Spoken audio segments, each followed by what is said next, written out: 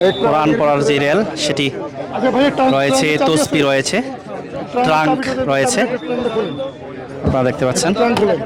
এগুলো শাহবাগ থানার আওতায় নিয়ে যাওয়া হচ্ছে। শাহবাগ থানার ইমাম তিনি জানিয়েছেন, শাহবাগ থানার মসজিদের ইমাম মুয়াজ্জিন, শাহবাগ থানার যেই মসজিদ রয়েছে সেই মসজিদের মুয়াজ্জিন তিনি বলছিলেন যে নিয়ে যাচ্ছেন শাহবাগ থানায়। ভাই বলা হয়েছে আর বলেন, সারাদিন বলবেন একটা কথাই। শাহবাগ থানার আন্ডার দিকে আসি, শাহবাগ থানার মুয়াজ্জিন আমি। এটা শাহবাগ থানা, হ্যাঁ মসজিদ থেকে আসি। শাহবাগ থানার আন্ডারে থাকবে, যদি আসে পরে নিয়ে আসবেন আপনারা। আমি শাহবাগ থানার মুয়াজ্জিন। নামটা পুলিশের পক্ষ থেকে উনি আসছে, মোহাম্মদ বাহরুল ইসলাম। একটু সুন্দর করে বললে আমরা এটা প্রচার করব। একটু সুন্দর করে যে আমি শাহবাগ থানা, এই বিষয়টা নিয়ে ভিতরে কোরআন শরীফ আছে, বই আছে, এটা যা আছে সব শাহবাগ থানার ভিতরে যাবে। আমি শাহবাগ থানার মুয়াজ্জিন, বুঝছেন। পরবর্তীতে ওনারা কেউ দাবি করে বা কেউ নিতে চায়, শাহবাগ থানা থেকে নিয়ে আসবেন। আপনার নাম বাহরুল ইসলাম। দর্শক আপনারা দেখতে পাচ্ছেন উচ্ছেদ করা হয়েছে।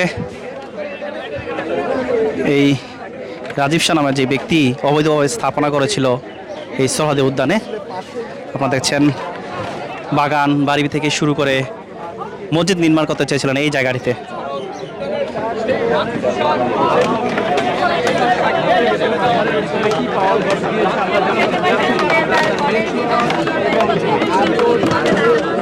অভিযান চলছে, আপনারা দেখতে পাচ্ছেন সাধারণ মানুষও কিন্তু রয়েছেন।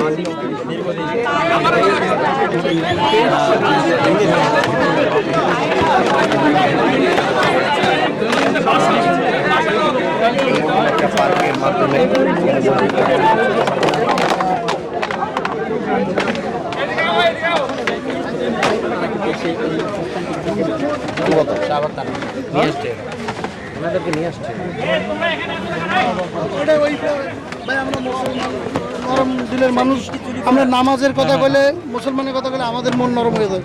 অনেক লোক জানে না, শূন্য অনেক কিছু মনে করে আর কি।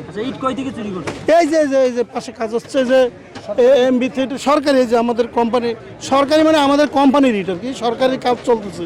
এই যে এনডি ন্যাশনাল ডেভেলপমেন্ট ইঞ্জিনিয়ার কোম্পানির ইট। হ্যাঁ, রাতে আধারে ইট আনছিল। আমরা যখন ইট আনছে, এইটা গ্যাঞ্জামটা কেন হলো তাহলে মূল কাহিনীটা শোনেন। ইটটা আনছে রাতে, যখন আমি এলো এই জায়গার আমার সিকিউরিটি ইনচার্জ হলো আমি, ওই আমার কোম্পানির, তখন আমার কাছে আমার নাম হারুনুর রশিদ। আমি যখন আসলাম সকালে ভোরবেলা ফজর নামাজ পড়ে, যখন আমি খবর আইসে, যখন বললাম আমার ইটটা আনছেন কেন, এখানে নতুন ইট আপনি লাগালেন কেন, ও আমার সাথে অতক্ষ ভাষায় গালিগালাজ করছে। পরে আমি এই ঠিক এই জায়গায় ই করছে না আস্তানের মতো, আমি এই জায়গা দ্বারা কাপড়টা সরঞ্জামগুলো, এই যে নতুন ইট যে আমি এগুলো কইছি, আমার গালিগালাজ করছে। আমি ভোরবেলা ভাই আমি একা, আমি আসতে চলে গেছি।